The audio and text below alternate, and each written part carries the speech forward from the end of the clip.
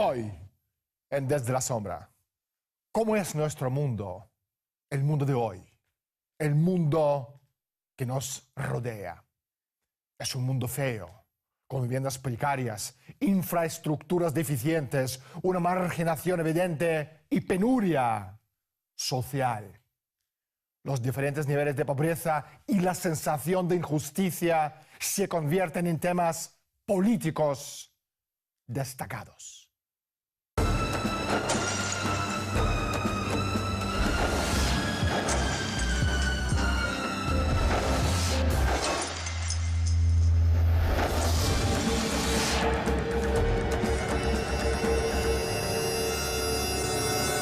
En un minuto hablaremos con Abayomi Azikiwe, editor de Pan American News Wire, el medio de comunicación afroamericano más importante del mundo. Pero primero, salgamos a la calle y preguntemos a la gente su opinión sobre el bienestar del mundo. Supongo que económicos, más que sociales. Bueno, pues igual los recursos que pueden tener algunos países de África, los países de Sudáfrica tienen también recursos de diamantes que pueden interesar a estos países occidentales que por supuesto quieren aprovecharse como todo el mundo. Pues no lo sabría decirte. Abayomi, gracias por estar con nosotros y bienvenido al programa. Hola Daniel, es un honor participar en tu programa. Abayomi, ¿cuál es el interés de Estados Unidos en África? Porque yo tengo la sensación que tiene poco que ver con ayudar a los pobres. El gobierno de Estados Unidos y el 1% de la población que controla la economía de Estados Unidos están muy preocupados con las minas de minerales estratégicos abandonadas en África. Varios yacimientos de petróleo fueron hallados en el continente africano en los últimos años, sobre todo en los últimos meses en el este de África, a lo largo de la costa, al igual que en el litoral. Asimismo, resulta preocupante la existencia de vías navegables estratégicas, por ejemplo, el Golfo de Adén, cerca de Somalia, sirvió como conducto para los buques de guerra de Estados Unidos y las fuerzas navales de países europeos. Luego tenemos que considerar el rol de la República Popular de China, que estuvo aumentando su presencia en el continente africano a lo largo de los últimos 13 años, con la formación del Foro sobre las relaciones entre China y África. Ellos tuvieron 5 cumbres desde 2000. China es actualmente el socio comercial número 1 del continente africano. Estados Unidos, al igual que los países de Europa Occidental, tradicionalmente ha dominado la economía y la política exterior del continente africano. Así que la intervención militar de Estados Unidos en África en los últimos 5 o 6 años está diseñada para tratar precisamente estos asuntos: los minerales estratégicos, el petróleo, el gas natural, al igual que el creciente papel de China, y consolidar su compromiso de promover mayor colaboración económica con África. No lo sé, lo siento. Mugabe. No lo sé. Zimbabue, Robert Mugabe. ¿Qué es lo que les molesta tanto a la élite financiera mundial de este señor? Obama siempre fue hostil a los gobiernos de Zimbabue. Como senador estadounidense, él fue responsable del acta que impone sanciones contra Zimbabue. Además, él se propone conseguir que todos los países africanos con los que Estados Unidos tiene relaciones sean amigables respecto a los intereses de la política exterior de Estados Unidos. Por consiguiente, Estados Unidos es hostil a Zimbabue y también hacia todos los intereses que existen en África que no les convienen. Su programa principal hoy en día es remodelar todo el continente africano para tener amplia presencia militar y explotar mejor los recursos de la región. Cuando Obama visitó Sudáfrica este año, fue recibido con protestas de la mayor federación de sindicatos del país, el Congreso de Sindicatos Sudafricanos y algunas otras organizaciones locales. Es un claro síntoma de la amplia oposición hacia las políticas de Obama en África. Durante su presidencia, él reforzó el Mando África de Estados Unidos con sede en Stuttgart, Alemania. Ahora tiene más financiamiento y más operaciones. En diciembre, él anunció que enviará 3.500 soldados a unos 30 estados del continente africano. Y esto ya explica las razones por las cuales Estados Unidos está tan interesado en el continente africano y también por qué son tan hostiles hacia ciertos gobiernos, como por ejemplo Zimbabue o la República de Sudán. Zimbabue es una de las pocas naciones africanas capaces de resistir los planes económicos y políticos anglo-estadounidenses para la región. Por favor, comprenda, estos intereses con sus centros en Londres y Wall Street no están interesados en un Zimbabue democrático, sino que quieren el control total de sus recursos, de la tierra y de la minería, especialmente en un momento en que su imperio global y financiero está al borde del colapso. En 2008, los británicos utilizaron el brote de cólera que fue causada por ellos como excusa de estrangulamiento de la economía para justificar la intervención internacional y eliminar a Mugabe. No piensan ni por un segundo que los británicos tienen el ápice de preocupación por el sufrido pueblo de Zimbabue. Para llevar a cabo el cambio de régimen, para desestabilizar el continente negro, para infligir el máximo daño y abrir las naciones africanas al saqueo, los británicos mataron a tantos africanos como fue necesario, como ellos mismos lo han dicho públicamente. Estos imperialistas fabiano-liberales ven la epidemia de cólera como una bendición, lo que les da la excusa para una intervención militar. De forma oculta, la financiación de la operación está siendo parcialmente suscrita por las empresas tabacaleras angloamericanas. Zimbabue es el tercer mayor exportador mundial de tabaco y, por lo tanto, las compañías de tabaco están jugando un papel clave en esta desestabilización. Los dos compradores de tabaco más importantes son British American Tobacco y Universal Corp de Virginia, Estados Unidos, el comerciante de tabaco más grande del mundo y es principal proveedor de Philip Morris. No lo sé. Rhodesia. Abayomi, ¿cuál es la política de Obama hacia África y de qué forma esa política choca con la postura de Mugabe? En 2000, hace 13 años, la mayoría africana se apropió de la tierra cultivable dentro del país, que se encontraba bajo el control de los pobladores británicos.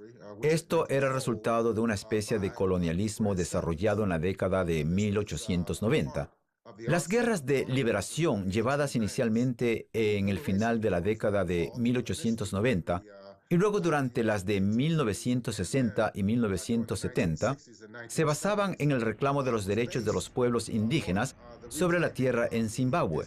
En 1979, cuando se realizaban negociaciones para poner fin al colonialismo en Zimbabue, en aquel entonces conocido como Rhodesia, Estados Unidos y el Reino Unido se comprometieron a comprar o a compensar a los pobladores blancos la tierra que fue expropiada entre 1890 y comienzos del siglo XX.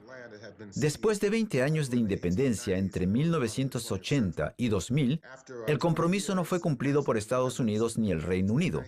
Es por eso que el Parlamento de Zimbabue aprobó en aquel entonces una ley que modificaba la Constitución, permitiendo al gobierno del país expropiar la tierra de aproximadamente la mitad de los campesinos blancos que la ocupaban.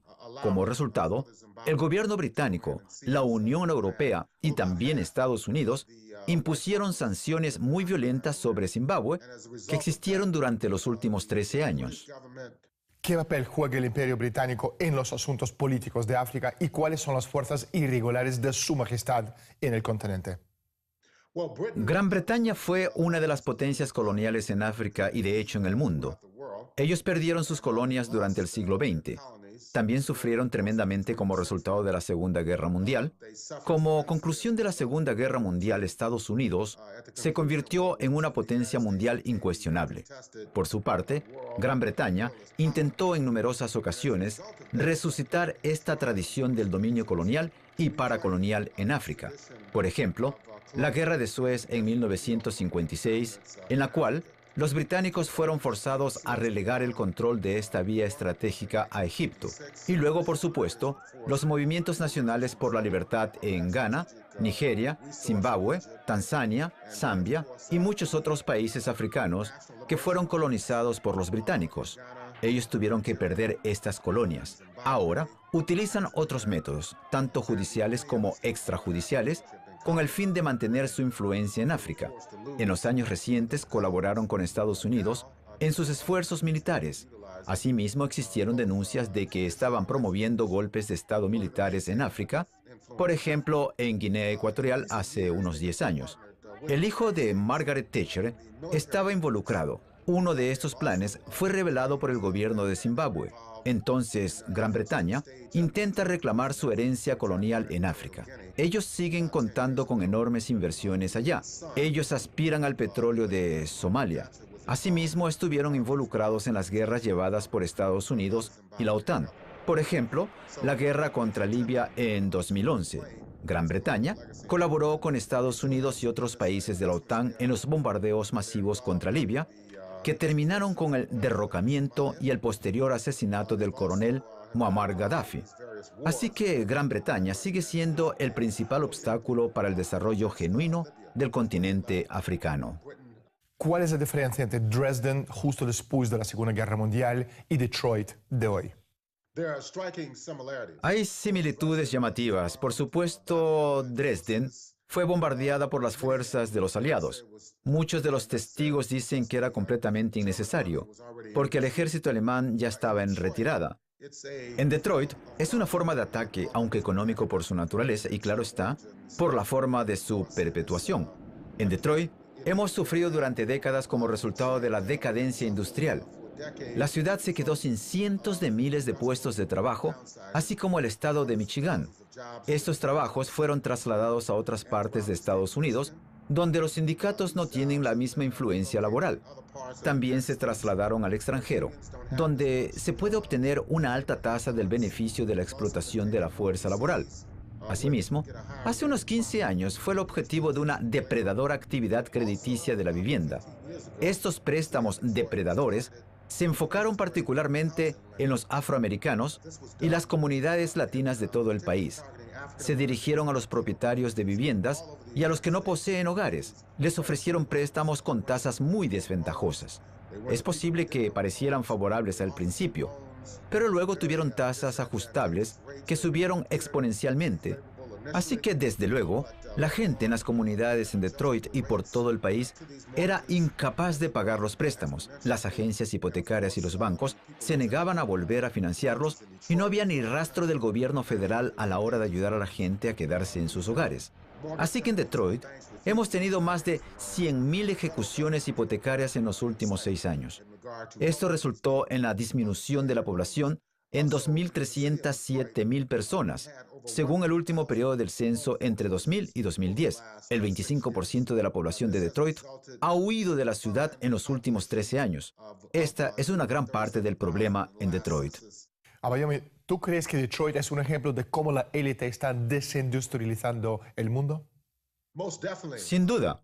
Es por eso que la gente en Detroit luchaba tanto contra esa austeridad forzada y la quiebra económica, porque se daba cuenta de que no solamente iban a afectar a la gente aquí en la ciudad, sino que iban a afectar a todos los municipios de Estados Unidos. Y ya hemos observado ejemplos de eso en el sur de Europa, en Grecia, en España, en Portugal. Se trata de grandes depresiones económicas. Fueron impuestas medidas de austeridad, recortadas las pensiones de gente jubilada, despedidas cientos de miles de personas. Los índices de desempleo en esos países ya superan el 25 o 26%. Y observamos una situación similar aquí en la ciudad de Detroit. Los bancos, a través de sus estructuras de gestión, proponen recortar las pensiones de los jubilados un 50%, ni más ni menos. Es absolutamente innecesario porque los fondos de pensión disponen de entre 10 y 60 mil millones de dólares en reservas. Entonces, lo que ellos quieren es tener control sobre los fondos de pensión y de este modo acceder a los recursos e invertirlos en Wall Street. Y nosotros sabemos qué seguridad esto va a dar a la ciudad y a los pensionistas. Ya cortaron los salarios a los trabajadores el 20%. También recortaron los gastos de servicio de transporte público y los gastos de alumbrado público. Más de la mitad de todas las luces en las calles de la ciudad de Detroit están apagadas. De modo que en Detroit comprendemos que si ellos logran salir impunes con este tipo de austeridad y estos procedimientos ilegales de bancarrota, luego llegará la hora de otras ciudades en todo Estados Unidos. Ya estamos observando la misma situación en algunas ciudades de California. En Stockton están en quiebra. En San Bernardino también están en quiebra. En Vallejo también. Existen otras numerosas ciudades en California que están enfrentando una situación de desconfianza financiera, igual que Harrisburg en Pensilvania, la capital de este estado del Nordeste. Hay muchas ciudades en todo Estados Unidos. Y por ejemplo, en Chicago, Illinois, la quinta ciudad más grande de Estados Unidos, tenemos los fondos de pensión. El sector financiero ahora reporta que su sistema de pensiones sufre la mayor carencia de fondos en Estados Unidos.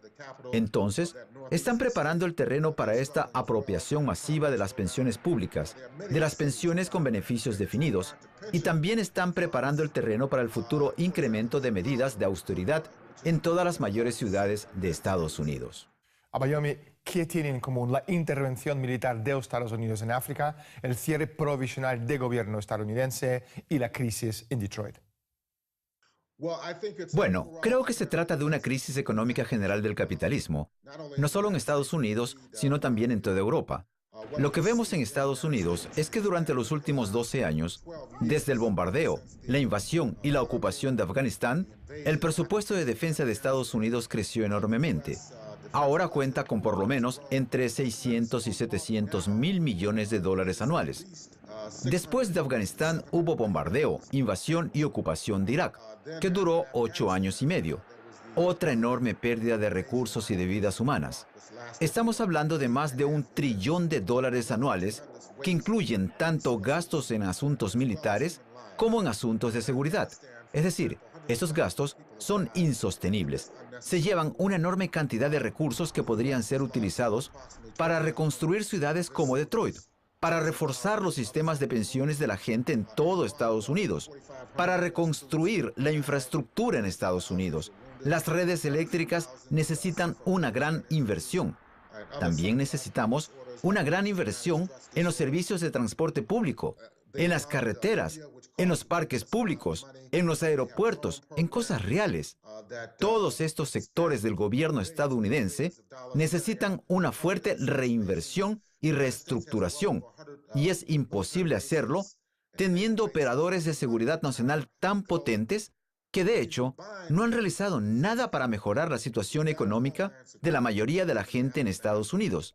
Esto, por supuesto, ha beneficiado a las clases más altas de la sociedad, a los contratistas de defensa, a las compañías de petróleo.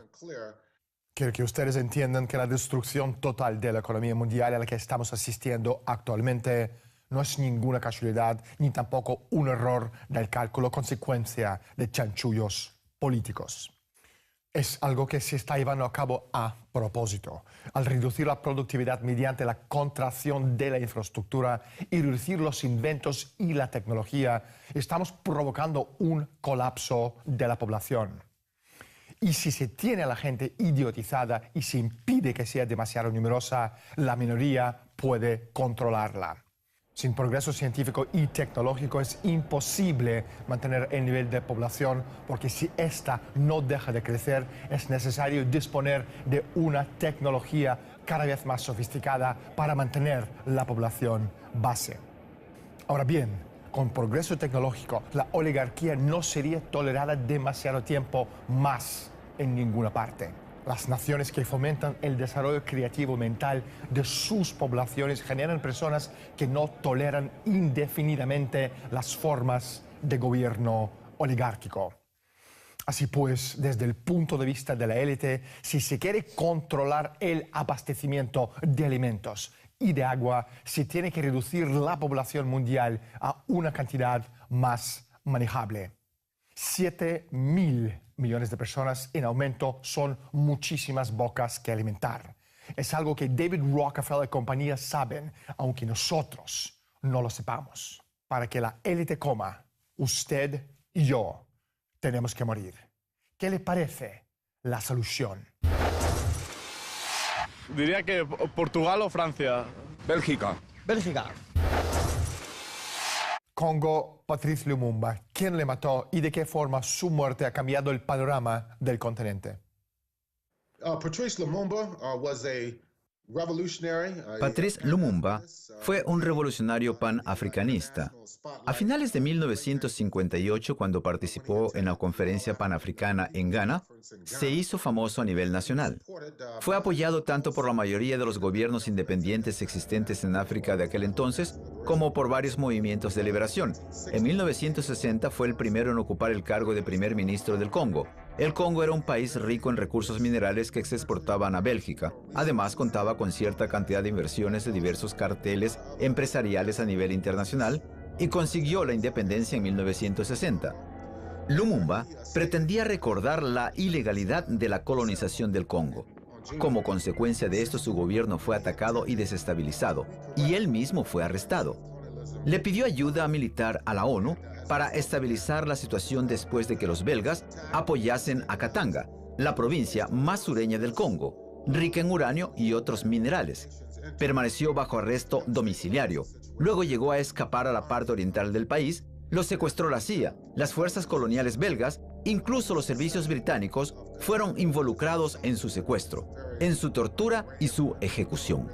Además, colaboró en su ejecución Moïse Tshombé, el partidario del imperialismo belga, quien asumió el poder en la provincia de Katanga. En 1964, llegó al poder en Congo por poco tiempo. Cabe mencionar también a Mobutu Sese Seko, fallecido en 1997, que fue un dictador apoyado por Occidente desde 1960 hasta 1997, cuando fue derrocado por la oposición nacional. Tenía por objetivo reservar aquellos recursos del Congo para los países occidentales imperialistas. De hecho, actualmente permanecen en este estado algunos de los recursos en el este del país y de las regiones situadas al lado de Kinshasa, sin control ninguno por parte del gobierno central. Además, existen grupos patrocinados y entrenados por Uganda y Ruanda con el apoyo de Estados Unidos. Estos grupos son financiados por muchos países con el objetivo de seguir con la explotación de los recursos naturales de Congo. Con lo cual, si los recursos del Congo se liberaran de este tipo de explotación, se beneficiaría no solo el pueblo congoleño, sino muchos más países en general. El segundo país más grande de África, la República Democrática de Congo, se divide actualmente en tres partes. Las provincias del norte, Ecuador, Oriente y partes del norte de Kivu son controladas por Uganda. El resto de Kivu, partes de Kasai, Maniema y parte noreste de Shaba son controladas por Ruanda. Menos de la mitad del territorio a oeste y al sur está todavía bajo la autoridad del gobierno central en Kinshasa.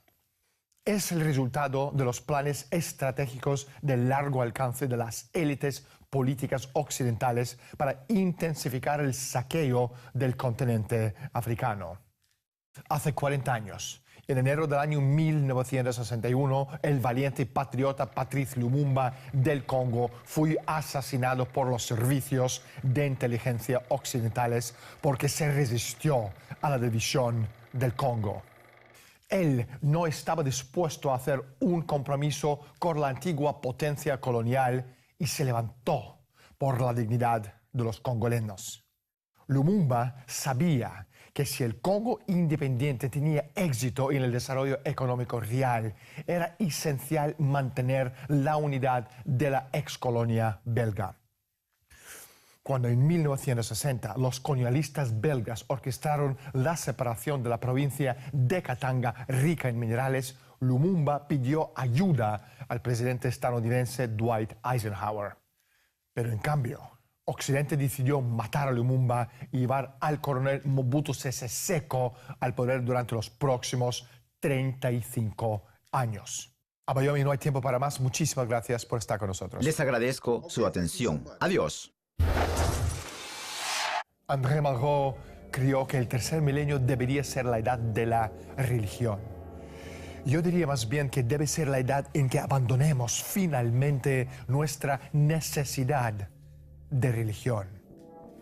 Pero dejar de creer en nuestros dioses no es lo mismo que comenzar a no creer en nada. Para creer, debemos tomar la riqueza de un hombre, su densidad existencial, inmortalidad, eternidad, y no el militarismo sectario, simplista y visceral.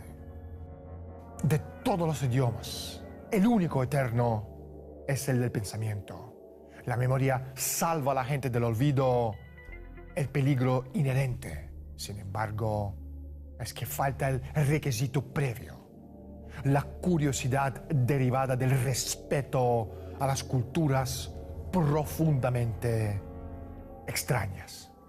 Soy Daniel Stulin. Bienvenidos al mundo de Humo Espejos.